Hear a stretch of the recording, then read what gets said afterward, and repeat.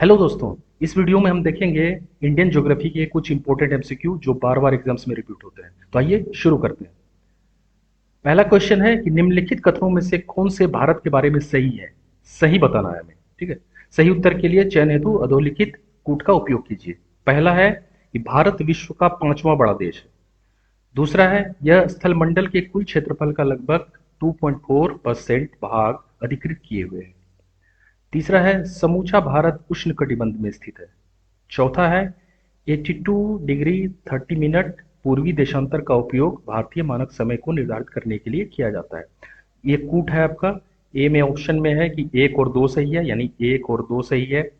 B option है दो और तीन सही है। सी एक और तीन सही है। डी दो और चार सही है।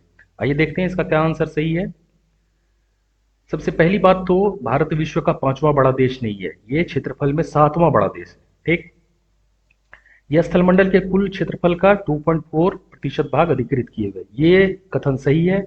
एक लेकिन गलत है। दूसरा सही है। तीसरा समूचा भारत उष्ण कटिबंध में स्थित है, ये भी गलत है। उष्ण और उपोष्ण दोनों कटिबंध में भारत स्थित है।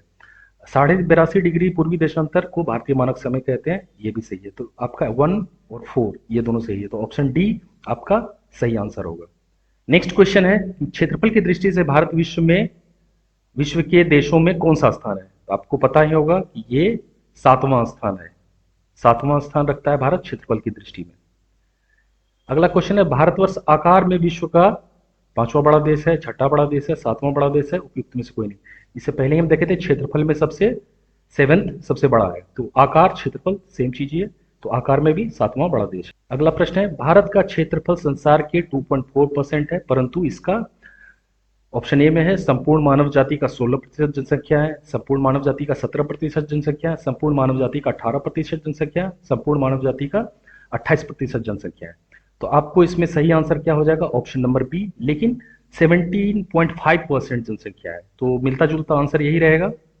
तो ऑप्शन नंबर बी आपका सही आंसर हो जाएगा। संपूर्ण मानव जाति का 17% जनसंख्या भारत देश में रहता है, लेकिन उसके पास क्षेत्रफल कितना है विश्व के कुल भूभाग का, 2.4%। 2.4% और जनसंख्या कितनी है, 17.5%।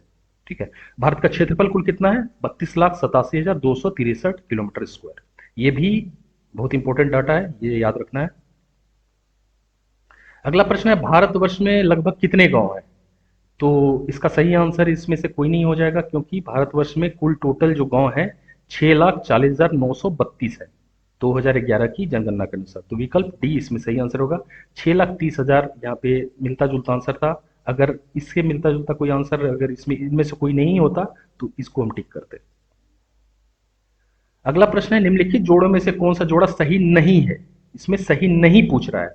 तो भारत का कुल क्षेत्रफल 3.2 मिलियन वर्ग किलोमीटर, भारत का अक्षांशीय विस्तार 8,4 से 37,6, भारत का देशांतरीय देशांतरीय विस्तार ये है, मिसप्रिंट हो गया है, 68,7 से 97,25 पूर्वी। भारत में राज्यों की संख्या 26। देखिए ये सब तो सही दिख रहा है, ये आपको पता चल रहा होगा कि 26 जो है गलत है। भारत में कुल कितने राज्य हैं, टोटल 28 राज्य हैं और 8 केंद्र शासित प्रदेश हैं। इसका देखिए अक्षांशीय विस्तार, देखिए ये अक्षांश इधर होता है, देशांतर ऊपर से नीचे। देशांतरीय विस्तार कितना है, 8,4 से 37,6। ये इसका जो है मुख्य भूमिका है। अगर अंडमान निकोबार द्वीप समूह को शामिल कर ले तो 6,4 से 37,6 होगा। नवीनतम केंद्र शासित प्रदेश कौन बना है, दादरा नगर हवेली दमन और दीव। इन दोनों ये दोनों पहले अलग अलग हुआ करते थे, दादरा नगर हवेली दमन और दीव, इन दोनों को मिलाकर एक केंद्र शासित प्रदेश कर दिया गया है। अगला प्रश्न है भारत के लिए निम्नलिखित कथनों में से कौन सा कथन असत्य है, गलत चुनना है। भारत विश्व का सातवां बड़ा देश है, भारत जनसंख्या की दृष्टि से विश्व का दूसरा राष्ट्र है, इसकी भूमि सीमा का विस्तार 15,200 किलोमीटर है, सर्वप्रथम सूर्योदय मिजोरम राज्य में होता है। तो इसमें आपका ऑप्शन नंबर डी जो है ये गलत है। पहला जो है सूर्योदय अरुणाचल प्रदेश में होता है। इसका भूमि का विस्तार 15,106.7 किलोमीटर है, तो लगभग 15,200 किलोमीटर यहाँ दिया गया है, तो ये सही माना जाएगा। अब कुछ इंपॉर्टेंट फैक्ट्स देख लेते हैं। भारत एशिया महाद्वीप में स्थित है, आपको पता होगा दक्षिण एशियाई देश है। इसका आकृति कैसा है, चतुष्कोणीय है। ठीक है। क्षेत्रफल में सातवां है, आपको पता है। जनसंख्या में दूसरा है। नवीनतम जो केंद्र शासित प्रदेश है दादरा नगर हवेली और दमन दीव है। इसका क्षेत्रफल 32,87,263 किलोमीटर है। 2.4 इसके पास भूभाग है विश्व का। 17.5% जनसंख्या जो है ये कुल विश्व का यहाँ पे निवास करती है।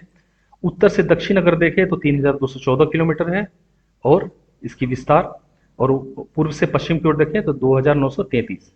ठीक है, ये दिख रहा होगा आपको यहाँ पे 2,933 ये विस्तार है। ऊपर से नीचे ये देखिए 3,214 किलोमीटर है। और कुछ फैक्ट्स हैं। ये क्षेत्रफल तो आपको पता ही चल गया, 32,87,263 किलोमीटर है। अब देखिए इसका कुछ भाग जो है पाकिस्तान और चाइना ने कब्जा कर रखा है। तो पाकिस्तान के कब्जे वाला भाग जो है 78,000 किलोमीटर के लगभग है, 78,000 किलोमीटर स्क्वायर पाकिस्तान के कब्जे में है। और पाकिस्तान ने जो गैरकानूनी ढंग से चीन को बेच दिया है या दे दिया है वो 5,000 के लगभग है। और चीन के कब्जे में जो भाग है भारत का वो 37,000 किलोमीटर के लगभग उसके पास है अभी। अगला प्रश्न देखते हैं, भारत विस्तृत है किन अक्षांशों के बीच? तो इसमें 37, 17, 8, 6, 37, 17, 8, 4, 37, 17, 8, 28 दिया हुआ है। हम जानते हैं कि 8, 4 और 37, 6 के बीच विस्तृत है। इनमें से कोई नहीं आंसर हो जाएगा आपका। देखिए इसका ये विस्तार कहाँ से है, 8, 4 से 37, 6। अगर मुख्य भूमि का पूछा जाए तो ये ठीक है। अगर संपूर्ण भूमि का पूछा जाए तो 6, 4 से 37, 6। और इसका देशांतरीय विस्तार 68, 7 से 97, 25, यानी 68 डिग्री 7 मिनट। ये इसको डिग्री बोलते हैं, इसको मिनट बोलते हैं। तो इनके बीच में है ये, इनमें से कोई नहीं आंसर हो जाएगा।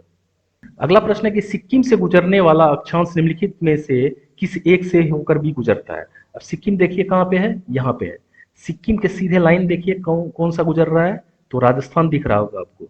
राजस्थान इसका सही आंसर होगा, क्योंकि पंजाब देखिए, पंजाब यहाँ पे है, तो ये सिक्किम के आसपास नहीं आता है। उसके बाद हिमाचल प्रदेश भी यहाँ पे है, तो ये सिक्किम के देशांतरीय विस्तार में नहीं, अक्षांशीय विस्तार में नहीं दिख रहा होगा। उसके बाद जम्मू कश्मीर तो यहाँ पे है, तो ये भी सिक्किम के अक्षांशीय विस्तार में नहीं है।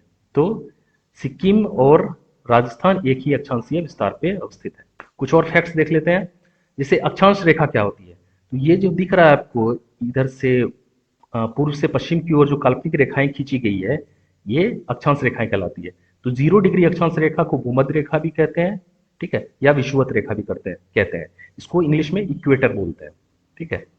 तो टोटल जो है अक्षांश रेखा की आप अगर गिनती करें तो यहाँ से इधर की ओर जाएगा, यहाँ से इधर की ओर जाएगा, यहाँ 90 डिग्री तक जाएगा, यहाँ 90 डिग्री तक जाएगा, तो 90, 90, 180 है। 0 डिग्री को मिला ले तो 181। लेकिन ये जो है नॉर्थ पोल और साउथ पोल 90 डिग्री एक पॉइंट में है, तो रेखा में काउंट नहीं होगा। तो 181 में आप 2 घटा दीजिए तो 179।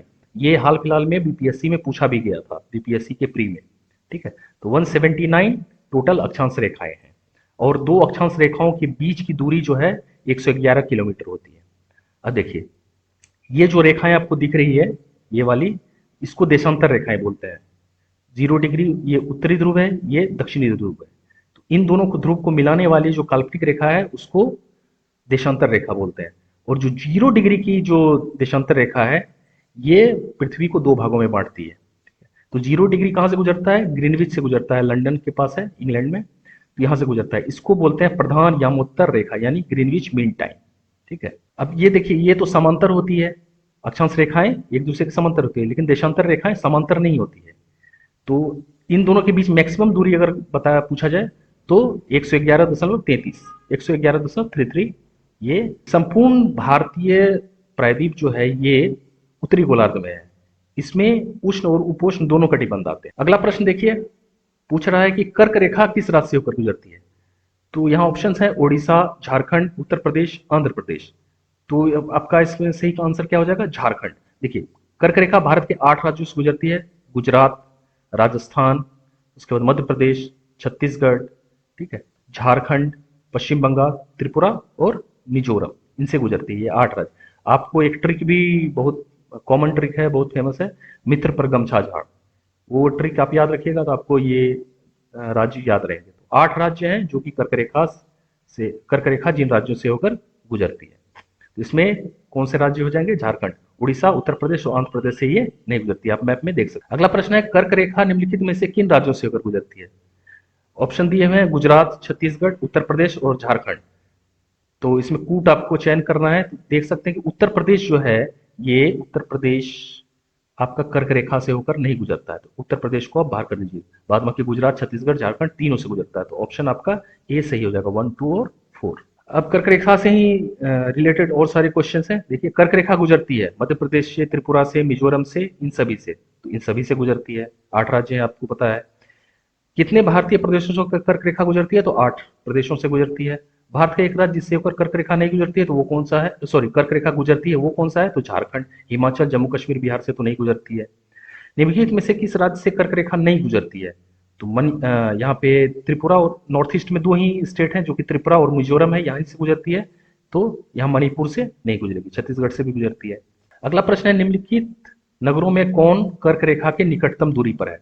अब ये थोड़ा टफ क्वेश्चन है, क्योंकि आपको हर एक शहर का जो है अक्षांश तो पता होगा नहीं, किसी को याद नहीं रहता है। ये याद रखने की चीज भी नहीं है। तो ये कुछ क्वेश्चंस होते हैं जो एक्सेप्शनल होते हैं, वो आप थोड़ा कॉमन सेंस यूज करके बना सकते हैं। जैसे कि गुजरात से गुजरती है कर्क रेखा, तो गांधीनगर हो सकता है उसके निकटतम दूरी पे हो। तो इसमें तो सही आंसर गांधीनगर ही है। अगला प्रश्न है, निम्न नगरों में से कर्क रेखा के कौन से निकट है? ये देखिए, दिल्ली, कोलकाता, जोधपुर, नागपुर। इसमें सही आंसर क्या हो जाएगा? कोलकाता। दिल्ली तो बहुत दूर पड़ता है कर्क रेखा से। जोधपुर और नागपुर भी दूर पड़ता है, वो तो महाराष्ट्र में है। तो आपको कंफ्यूजन हो सकता है जोधपुर और कोलकाता में। तो यहाँ एक ये तो इसमें भी पुनः याद नहीं रख सकते हैं हम सारा।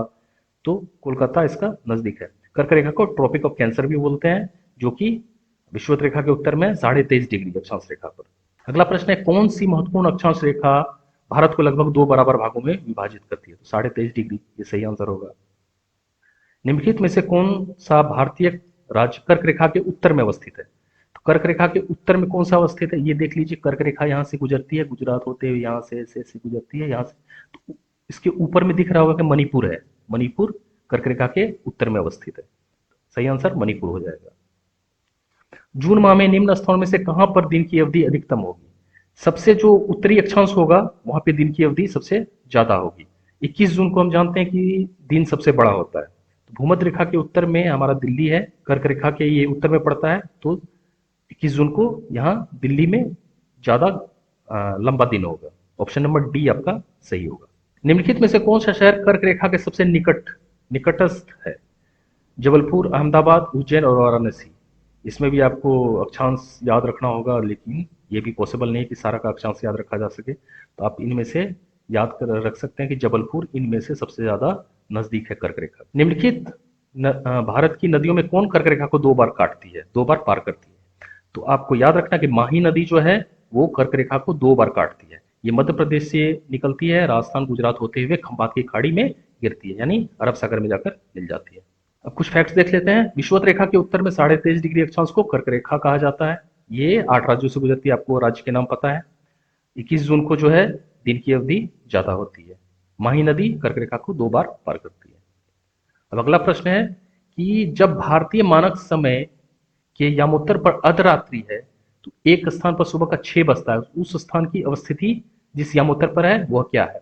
7:31 है, 7:30 है, 172:30 है, 127:30। आपको एक चीज याद रखना पड़ेगा कि देशांतर रेखा में जो अगर 15 डिग्री हम आगे जाते हैं पूर्व की ओर अगर हम जाते हैं तो 1 घंटा आगे बढ़ जाता है। और पीछे जाएंगे पश्चिम की ओर, तो 15 डिग्री अगर पश्चिम की ओर जाएंगे तो 1 घंटा कम हो जाएगा। तो मतलब 15 डिग्री 1 घंटा के बराबर होगा। भारत का जो मानक रेखा है, तो वो कितना है? 82.5 डिग्री पे है। 82.5 डिग्री, जो कि उत्तर प्रदेश के नैनी के पास मिर्जापुर से गुजरता है। इसी को मानक रेखा माना गया है भारत का। तो 82.5 डिग्री। अब क्या बोल रहा है यहाँ पे? अर्धरात्रि है, तो हमारे मानक रेखा पे, और कहीं पे किसी स्थान पे सुबह का 6 बज रहा है, तो मतलब पूर्व की ओर जाएगा। आगे बढ़ रहा है टाइम, तो पूर्व की ओर जाएगा। तो 6 बजे मतलब 6 घंटा। तो 6 घंटा है, तो 15 से गुना कर दीजिए 6 को, 90। 15 गुना 6 कितना हो गया? 90। अब 90 को जोड़ दीजिए 82.5 में, तो 72.5 डिग्री पूर्व हो जाएगा। तो आपका सही आंसर क्या हो जाएगा? Option B. अगला प्रश्न है, गुजरात के सबसे पश्चिमी गांव और अरुणाचल प्रदेश के सबसे पूर्वी छोर पर स्थित वालांग के समय में कितने घंटे का अंतराल होगा? आपको पता होना चाहिए कि भारत का जो सबसे पूर्वी भाग है ये अरुणाचल का भाग है, और सबसे पश्चिमी भाग जो है वो गुजरात का है। ठीक है, इन दोनों के बीच 2 घंटा का समय अंतराल होता है। ठीक है, ये 97 डिग्री, देख लीजिए 97 डिग्री पे है। जैसा कि हम जानते हैं कि ये 97 डिग्री 25 मिनट ये देशांतर जो है ये अरुणाचल प्रदेश में अवस्थित है, ये गुजरात में अवस्थित है। इन दोनों को माइनस कीजिए, कितना डिग्री आएगा? 29 डिग्री आ रहा है। आपको पता है कि 15 डिग्री पे 1 घंटा होता है, तो ये लगभग 30 डिग्री के बराबर हो गया, तो 2 घंटा हो जाएगा, 2 घंटा का अंतराल होगा। आपको मैप में हमेशा याद रखना कि ऊपर की ओर जो उत्तर होता है, नीचे की ओर दक्षिण होता है, इधर इस ओर पश्चिम होता है, इधर पूर्व होता है। मानक रेखा के अगर पूर्व की ओर जाएंगे तो समय बढ़ेगा, आगे हो जाएगा, और मानक रेखा के पश्चिम की ओर जाएंगे तो समय घटेगा। अगर इधर 15 डिग्री आगे गए तो 1 घंटा बढ़ेगा, इधर 15 डिग्री पीछे गए तो 1 घंटा घटेगा, यानी 1 डिग्री क्रॉस करने में 4 मिनट का समय लगता है। अगला प्रश्न है, यदि भारतीय मानक समय के अनुसार पूर्वाह्न के 10 बजे हैं, यानी 82.5 डिग्री पे 10 बजे हुए हो, तो 92 डिग्री पूर्वी देशांतर पर जहां शिलोंग अवस्थित है, इसका स्थानीय समय क्या होगा? ऑप्शन ए में है 9:38 पूर्वाह्न के, ऑप्शन बी है 10:38, ऑप्शन सी है 10:22, और ऑप्शन डी है 9:22। तो आपको पता है कि 82.5 डिग्री पर कितना बज रहा है? 10 बज रहा है।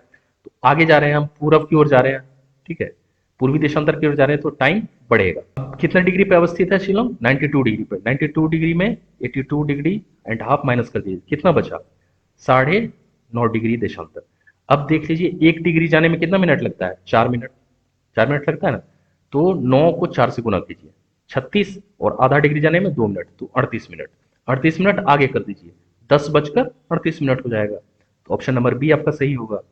अगला प्रश्न है, भारतीय मानक समय की यामोत्तर की नहीं गुजरती है किस राज्य से? आंध्र प्रदेश, छत्तीसगढ़, महाराष्ट्र और उत्तर प्रदेश।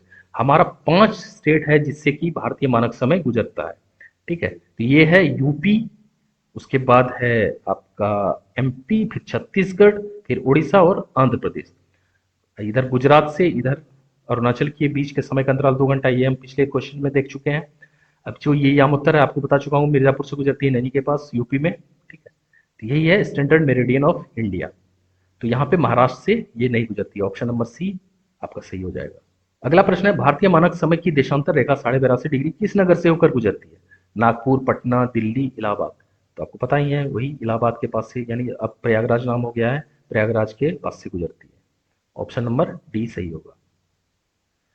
निम्नलिखित देशांतरों में कौन सा भारत की प्रमाणिक मध्याह्न रेखा कहलाता है? आपको पता ही है 82.5 डिग्री पूर्वी देशांतर रेखा को मध्याह्न रेखा बोलते हैं, मानक रेखा बोलते हैं। ये ऑप्शन नंबर डी सही होगा। भारतीय मानक समय आईएसटी निम्नलिखित स्थानों में से किसके समीप लिया गया है? इलाहाबाद, नैनी, मिर्जापुर से गुजरती है, ये भी पता है, तो ऑप्शन नंबर ए सही। अगला प्रश्न है, भारतीय मानक समय आईएसटी और ग्रीनविच माध्य समय जीएमटी में अंतर कितना होता है? तो इसमें अंतर दिया गया है प्लस 4.5 घंटा, प्लस 5.5 घंटा, माइनस 5.5 घंटा, माइनस 4.5 घंटा। हमको पता है कि ये जो है जीएमटी 0 डिग्री देशांतर पर है, और भारतीय मानक समय कितना है? 82.5 डिग्री देशांतर पर है। तो इन दोनों के बीच का जो समय डिफरेंस है 5 घंटा आगे है। ग्रीनविच टाइम से भारत का टाइम 5 घंटा आगे चलता है, तो ऑप्शन नंबर बी सही है। अगला प्रश्न है, यदि अरुणाचल में तिरप में सूर्योदय 5 बजे होता है, तो गुजरात में कांडला में सूर्योदय किस समय पर होगा? ऑप्शन है लगभग 5, 5:30 बजे, लगभग 6 बजे, लगभग 7 बजे, लगभग 7:30 बजे। हमें पता है कि अरुणाचल और गुजरात के बीच समय अंतराल कितना है? 2 घंटा। तो 2 घंटा का फर्क होगा, यहाँ 5 बजे सूरज निकल रहा है, तो यहाँ 7 बजे निकलेगा सुबह। ऑप्शन नंबर सी सही होगा। आशा करता हूँ आपको वीडियो पसंद आया होगा। ऐसे ही ऑसम वीडियोस के लिए आप हमारे चैनल को सब्सक्राइब कर लें। Thank you very much.